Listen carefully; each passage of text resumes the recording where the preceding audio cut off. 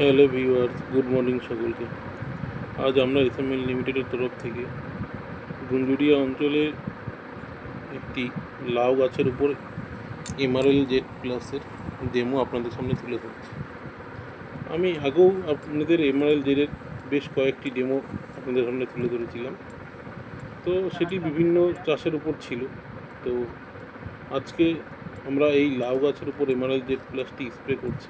MRL Z প্লাসটি লাউ গাছের উপর যেটি কাজ করবে, এটি লাউ গাছের গ্রোথে খুব সাহায্য করবে এবং পাতার কালার যেটা হলুদ হয়ে যায় সেটাকে সবুজ রাখবে। কারণ এর আগেও আমি বলেছিলাম এমআরএল জেড প্লাসে জিঙ্ক এবং সালফারের কোটিং করা আছে, তো সেই কারণে জিঙ্ক পাতার যেই হলুদ রঙটিকে ওটাকে সবুজ রাখে এবং সালফার সেই গাছটিকে গ্রোথ করতে খুবই সাহায্য করে। তো এই আমাদের এসএমএল লিমিটেডের এই এমআরএল জেড প্লাসটি আপনারা সবাই ব্যবহার করুন। এটা মোটামুটি সব রকম ফসলেই আপনারা এমআরএল জেড প্লাসটি ব্যবহার করতে পারবেন।